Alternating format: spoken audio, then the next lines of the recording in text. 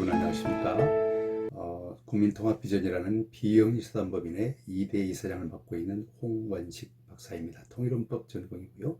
예전에는 이렇게 헌법 관련 책들을 한 20여 권 출간을 해서 네이버에도 나와 있고 국립중앙도서관이나 국회도서관에도 책이 이렇게 배치되어 있습니다.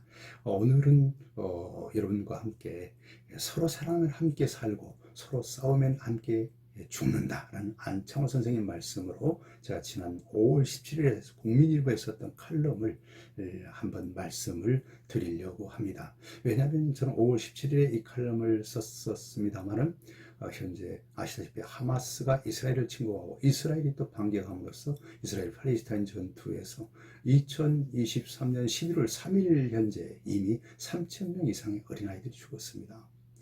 그 상황에서 또 이스라엘에서도 큰 피해가 있겠죠.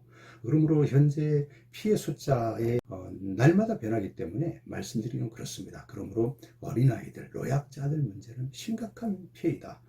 같은 참상이 우크라이나 전선에서도 있고 있죠. 푸틴의 침공으로 말미암아 빚어진 우크라이나 전선에서 어린아이들과 노약자들의 피해는 말로 할 수가 없습니다. 그런데 이 두 전선뿐만 아니라 내란, 또 쿠데타 이런 것들로 전 지구촌이 사실은 어린 생명들과 노약자들에게 비참한 일상이 오늘로 이어지고 있습니다. 그런데 이게 나무 얘기만 되는 것이 아니고요. 사실은 우리 남한에서 너무나 풍족한 세상이고 선진 경제국이 되었다고 하지만 여전히 사각지대가 있습니다. 그 다름이 아니라 부모가 없이 이제 일생을 살아가야 되는 고아들이죠. 고아원에 있을 때는 괜찮습니다. 저도 23년간 매월 고아원을 우리 국민통합비전의 이름으로써 가서 이렇게 조력을 했었습니다만은 그곳에서는 의식주 문제가 해결되죠. 그런데 고아원을 나오게 되는 자립준비 청년들의 경우는 상황이 달라집니다. 이 험악한 세상, 만일의 만인 상황의 투쟁 상태 같은 자본주의 경쟁사회에서 살아남아야 되는데 그때 부모가 있는 아이들과 너무나 큰 차이 때문에 비참한 선택을 하는 아이들이 있습니다. 그런 아이들을 우리가 고려하면서 다른 한편 또 북녘땅에는 현재 BBC와 같은 영국 방송에서 이미 상세히 보도했고 국제사회 각 언론들이 보도했습니다만 북한은 만성적 식량난으로 전 인구의 4분의 1이 사실은 굶주림에 허덕일 수밖에 없는 상황입니다. 저는 통일백서 2023년 통일백서 272페이지에 보시면 사회문화 분야에서 이명박 박근혜 정부 때 사실은 8년 동안 유일무이하게 우리 정부가 방북을 허가해주고 북녘이 초청을 해서 선초청 후 승인이어서 8월 14일 2014년 8월 14일 날 그 사회문화 분야의 유일한 회담을 하고 왔습니다.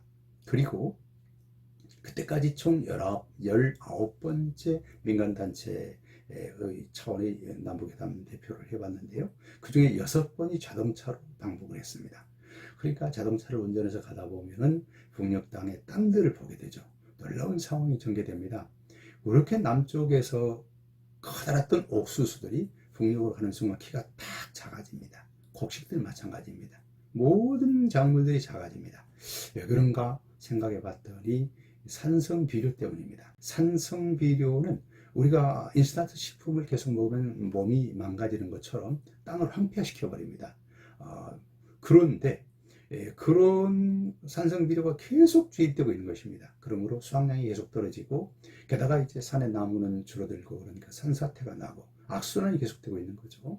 결국 북한의 경우는 현재로서는 만성적 식량난에서 해결할 길이 없습니다. 한 가지 보관이 있다는 것을 제가 제시를 했습니다. 그건 유기질 비료를 보급하는 것입니다.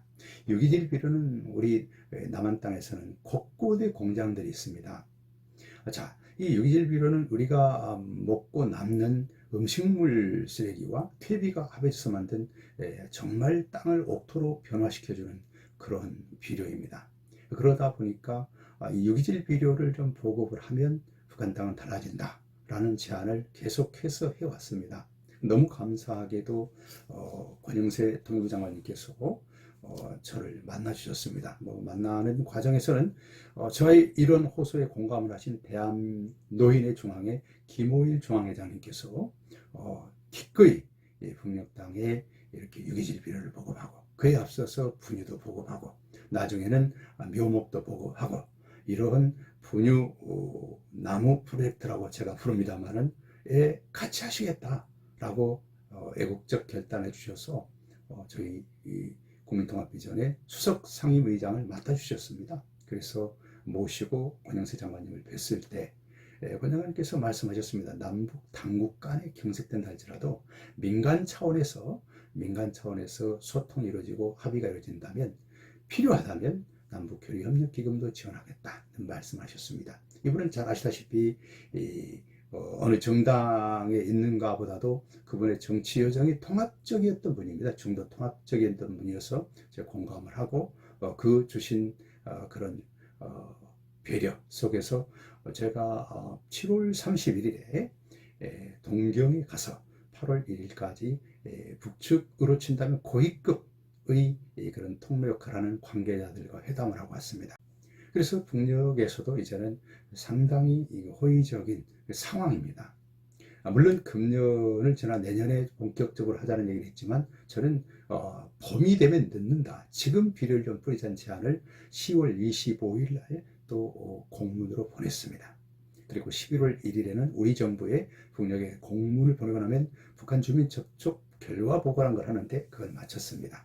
자, 여러분, 이 시간에 왜 이런 얘기를 드리냐면, 현재 지금 하마스와 이스라엘 전투, 또 우크라이나 전선, 이런 모든 부분들, 전 세계 각지에서 일어나고 있는 전쟁과 분쟁, 모든 부분은 안창호 선생님이 말씀하신 대로입니다. 서로 사랑하면 함께 사는데 서로 싸우다 보니까 함께 죽고 있는 것이죠. 이에 대해서 백범 선생님이 대안을 제시하지 않습니까? 인류가 불행한 이유는 인의가 부족하고 사랑 부족 때문이다 라고 하고 계시는 거죠. 사랑 부족 때문이다 라고 하고 계시는 속에서 이 사랑과 관련하여서 이게 우리가 아는 사랑, 그런 개념을 벗어난 엄청난 의미를 갖는 것임을 엠마누엘 요셉 C.S라는 분이 제3신부란 무엇인가라는 책에서 얘기를 하고 있습니다. 이 책은 사실은 프랑스 혁명의 도화선이 되게 한 책자였는데, 이걸로 여러분이 잘 아시는 밀라보나 라파에트 이런 분들이 모여서 30인 위원회를 구성하고 C.S. 신부님을 위원장으로 모시고 프랑스 혁명의 꽃을 피웠죠. 그래서 여러분들이 잘 아시는 프랑스 인권선언 4조, 개인의 자유는 타인의 자유를 침해하지 않는 범위 내에서만 유효하다. 이것이 현재 선진 법치국가 각 국가의 타인의 기본권 존중 조항으로 들어가 있죠. 그래서 이분은 근대헌법, 물론 현대헌법까지 정신적 아버지를 할 수 있는 분이 C.S.라는 분입니다. 이분은 말씀하십니다. 어떤 말씀을 하냐?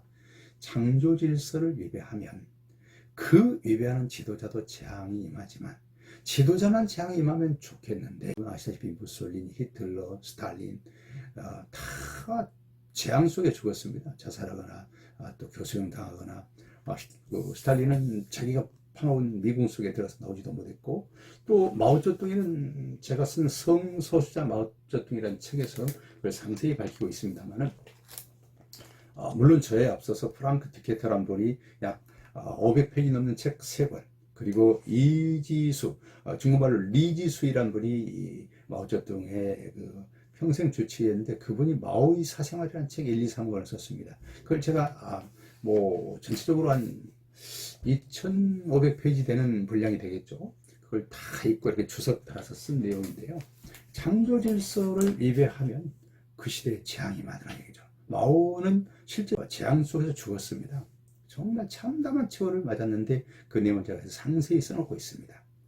더불어 중국 전체에 재앙이 임했습니다. 1차 대재앙은 마오 집권 1949년 10월 1일부터 10년간인데, 그때 500만 명 이상이 다양한 이유로 참사를 당했습니다. 이건 대구 인구의 약 2배 이상입니다. 민중시대의 두 번째 대재앙은 대약진운동이라고 하는 1958년부터 1962년간인데 이때 참살되거나 죽거나 굶어 죽은 사람이 5,500만 명입니다. 남한 인구보다 많은 수가 죽었습니다. 이걸 프랑크푸르트 교수가 일일이 중국 전체 자료조사에서 보고한 것입니다. 물론 그 보고가 가능하게 했던 것은 저원나이 총리께서 일부러 그 근거들을 다 남겨놓은 덕분이었죠. 그리고 나서 여러분들 너무나 잘 아시는 홍위병의 광풍 때 문화대혁명 기간인 1962년부터 1976년까지 200만 명의 사람들이 참살됐습니다. 무참히 맞고 고문당하고 그렇게 해서 죽은 수가 200만 명입니다. 대재앙입니다. 이 재앙은 이렇게 사람 목숨을 앗아가는 형태로도 나타나지만 사실은 우리가 겪었던 코로나 시대 또한 일종의 재앙 아니겠습니까? 여러분, 이런 재앙에 대해서 CS 신부님은 경고를 한 겁니다.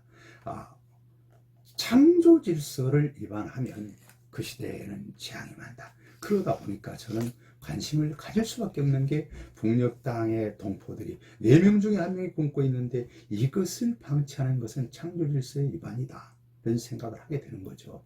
그러다 보니 창조 질서를 위반하면 그 시대의 재앙이 임하고 그 재앙은 저에게도 임하지 않겠습니까? 그러므로 재앙이 없는 한반도를 위해서 우리가 해야 될 것이 있다면 백범 선생님이 말씀하신 대로 인의를 지키고 인간적인 신의를 지키고 그리고 사랑을 베푸는 세상이 되도록 해야 되겠다. 그런데 여러분, 이건 제가 하는 게 아니고 독일의 루돌프 스멘트라는 분을 기점으로 해서 통합주의자들이 독일의 이 통일헌법의 그런 철학적 기초를 제공한 분들인데 이분들의 진리는 단순합니다. 아주 단순합니다. 진리는 단순합니다. 그분들은 통일을 한 번도 외친 바 없이 우리 작은 예수가 되자. 그러면 콩가루 상태인 이 독일 통일도 되고 세계적 강국으로 다시 돌아갈 수 있다라고 말했습니다. 작은 예수가 되자고 표현했던 것은 루돌프 스멘트의 논문인 통합이란 무엇인가에 나와 있습니다. 이 책도 국내에 박사학위 논문들도 있고 최경옥 박사님의 박사학위 논문이기도 하죠. 그리고 또 다른 문헌들도 많습니다. 간단 명료합니다. 타인을 존중하고 섬기자. 타인을 존중하고 섬기는 게 그게 뭐 대단하냐고요? 그렇지 않습니다. 일단 타인을 존중하고 섬기다 보면 창조 질서가 임하죠. 사랑은 명사가 아니라 동사니까 타인을 존중하고 섬기는 순간 자기 자신도 편해집니다. 심지어 그게 극치의 경지에 가면 원수가 사라집니다. 원수 없는 세상은 그 자체가 천국입니다. 그러다 보니 건강합니다. 부족한 저는 노동자 생활도 하고 그런 독학과 과학을 통해서 대학을 가고 박사학위를 하면서 왔습니다만 살다 보니까 정말 좋았던 세월도 있는데 등에 칼을 꽂고 또 어쩌면 저 사람이 나한테 이럴 수 있을까, 심지어 부모님들에게까지 은혜를 끼쳤음에도 불구하고 등지는 분들도 계십니다. 그런 이들을 모두 가슴에 담고 있으면 이 얼굴이 나오겠습니까, 여러분? 그렇지 않습니다. 제가 이렇게 CS 신부님, 루돌프 스멘트의 철학들, 독일 헌법의 기초인 통합주의를 접하면서 그렇구나, 존중과 섬김, 이것이 화합으로 가고 그 화합은 자존감의 기초에 이루어지다 보니까 한마디로 환경을 초월한 평화가 임하게 되는 거죠. 그것이 나아가다 보면 북녘 동포들의 그 굶는 것이 나의 아픔으로 느껴지는 거죠. 근데 아픔을 느끼는 건 정신이지 않습니까? 그래서 제가 506주년 종교개혁 기념일인 10월 31일 오후 5시부터 11월 3일 오후 5시 이후까지 이 70여 시간, 3일간 금식을 해봤습니다. 첫날 24시간은 물 한 모금 먹지 않는 단식을, 이후에는 물만 마시는 금식을 해봤습니다. 육체적으로 북녘 동포들이 느끼는 이 굶주림을 느껴보면서 또 제가 이 운동을 해야 되겠다는 생각을 했기 때문입니다. 그런데 인간의 홍원식은 홀로 뭘 할 수 있겠습니까? 성경에도 나와 있습니다. By myself, I can do nothing. 할 수 없습니다. 그러나 창조 질서가 임하면 할 수 있습니다. With God, everything is possible 이라고 합니다. 창조 질서가 이루어지면 천부적 도움이 이루어지는 것이죠. 그러면 사실은 대통령께서 결심을 하시면 가장 쉽습니다. 왜냐하면 대통령이 의장인 조직인 민주평화통일자문회의가 그런 일을 할 수 있는 조직이거든요. 그런데 우리나라는 지금까지 그것을 하지 못했습니다. 제가 6번째 연임을 하면서 이번에도 자료집을 면밀히 살폈습니다. 그래서 자문위원들이 무슨 일을 할 것인가에 대해서 상세히 써놨는데 이게 사실 사무처 직원들이, 좀 감히 말합니다. 사무처 직원들이 본질 자체를 파악하지 못하고 있습니다. 그러다 보니까 여기다가 이렇게 쓰고 있죠. 바른통일담론 확산으로 국민통합의 플랫폼 역할 수행 하고 1번이 북한 인권 개선 이렇게 되어 있습니다. 여러분, 북한 인권 개선이라고 말하는데 인권의 기본은 인간의 존엄과 가치와 행복 추구권입니다. 우리 헌법 10조이고 그게 모든 국가 지방자치단체 공익조직의 지향점에 일치된 것이 인간의 존엄과 가치와 행복 추구권입니다. 그런데 그 기본은 먹는 겁니다. 굶주리지 않을 때 존엄성이 출발하는 것이죠. 그렇다면 북한 인권 개선의 출발은 어디겠습니까?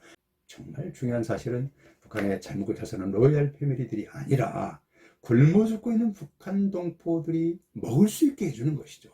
그래서 그걸 위해서 우리가 필요한 것은 마음으로부터 먼저 북한 동포를 사랑하는 것이고, 그것이 백범선이 말씀하신 마음속의 38선이 없어져야 실제 38선도 없어진다는 얘기가 지금도 유효한 것입니다. 마음속으로 북한 동포들을 사랑하는 마음을 먹지 않으면 사실은 우리는 창조 질서를 위배하고 있는 것입니다. 여러분, 그런 측면에서 저는 우리 모두 가슴으로 먼저 현재 북에 아무것도 해줄 수 없다 할지라도 마음으로 굶고 있는 북녘 동포에 대한 애통하는 마음, 긍휼한 마음을 먹는 것이 우리 창조 질서에 순응하는 시작이라고 봅니다. 우리가 모든 걸 다 할 수 없다 할지라도 그런 마음을 모두 먹는다면, 대다수 국민들이 먹는다 얼마나 좋겠습니까? 그런 역할을 다름 아니라 민주평화통일자문회 자문위원님들이 해주셔야 되는데 그분들이 그런 걸 할 수 있는 그 내용이 하나도 없습니다. 그러므로 저는 정말 민주평화통일자문회가 이제 석동현 사무처장님이 이 사무처장을 맡고 많은 개선이 이루어졌는데 또 가열찬 개선이 이루어져서 이제 진리는 단순하다, 독일이 했던 그대로 존중하고 성김 문화를 보편화시키고 각처의 국민화합 홍보대사를 이촉드리는 그러한 역할을 민주평화통일자문회가 했으면 좋겠다는 말씀을 드립니다. 또 하나, 우리 한국의 보배로운 조직, 정말 감사한 조직이 대한노인의 중앙회입니다. 여러분, 65세 이상 되신 분들도 계시지만 70세 이상 되신 분도 많이 계시죠.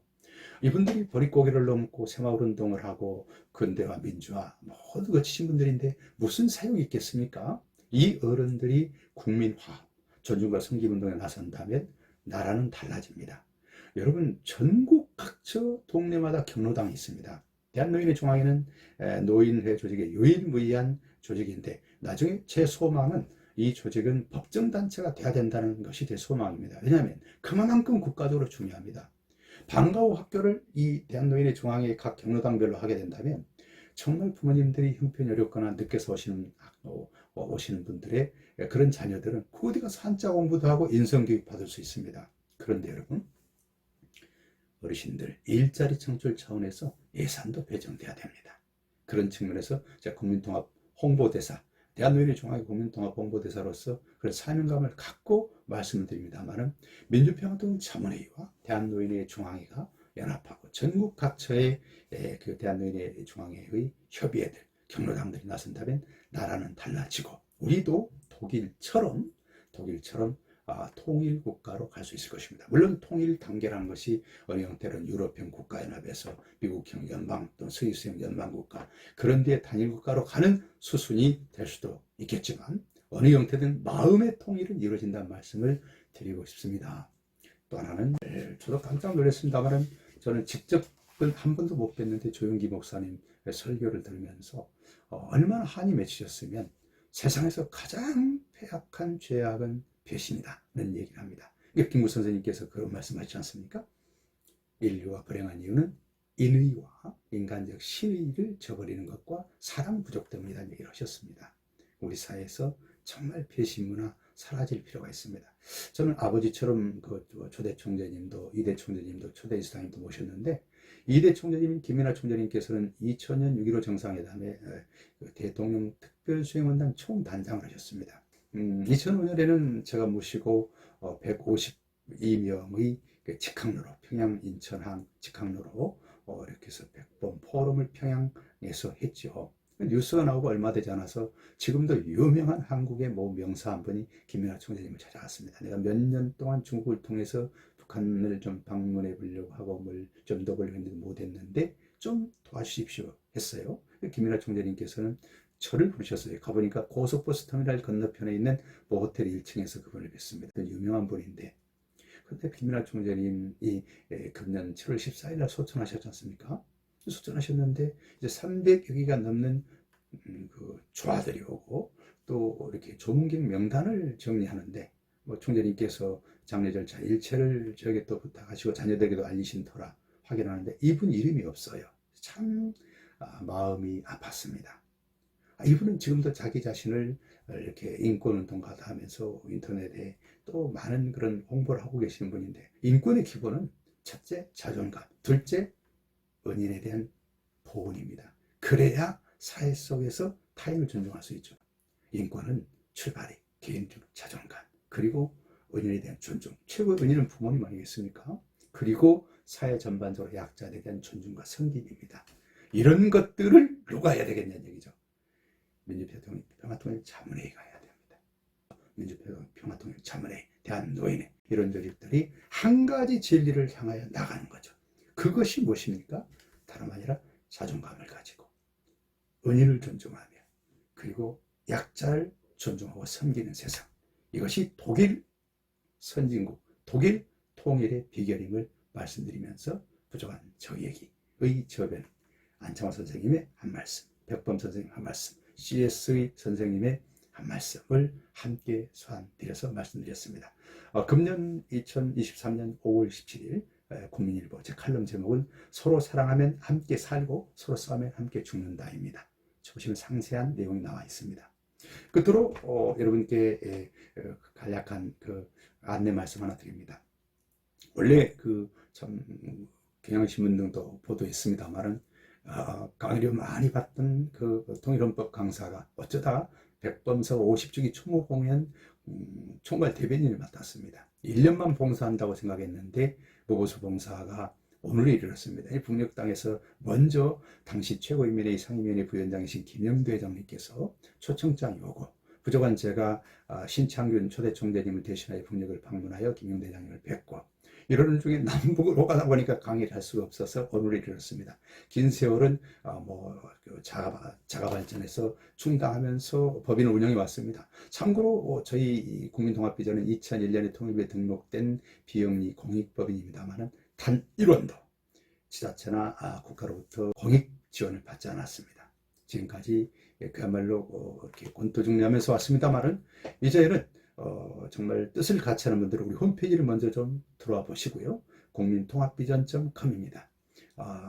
돌아보시고 저희들이 20년 이상 지속적으로 해온 사역이 대북사역만 있는 게 아니라 23년 내내 고아원에 꾸준히 아까 그 인성교육을 한 겁니다. 타인을 존중하면 나는 더 행복해진다. 이런 교육을 이미 해봤습니다. 고아들에게 놀라운 인성 변화가 옵니다. 그렇게 했던 조직이고요. 지금도 또 사실은 북한과 우리 사이에 있어서 현재 통로 역할을 하고 있는 만큼 여러분들 중에 합당하신 분들은 저희 이 자막 하단에도 그 기부금 계좌를 명시하겠습니다만 저희 홈페이지에 되어 있습니다. 그러므로 액수는 중요하지 않습니다. 마음을 모으자는 얘기죠. 창조질서 중심의 시민사회단체가 하나 있구나. 좌로도 우로도 치우친 바 없이 일관되게 그 길을 걸어온 시민사회단체가 하나 있구나.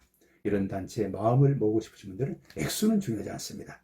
그리고 공익법인에서 기부금 영수증이 발행된다는 말씀을 드립니다. 여러분, 원수 없는 세상, 그리고 국민화합 세상, 그리고 환경을 초월해서 실제 건강을 누리는 세상 가능하다는 것을 우리 함께 정말 한반도 중심, 진리가 통치하는 한반도 중심의 세계사가 재편되는 그날까지 우리 한번 함께 나가보시죠. 정말 오늘 귀한 시간 함께 해주셔서 감사합니다. 그리고 부족한 자를 위하여 물심양면으로 또 이렇게 후원해 주신 분들에게도 깊은 감사를 드립니다. 고맙습니다.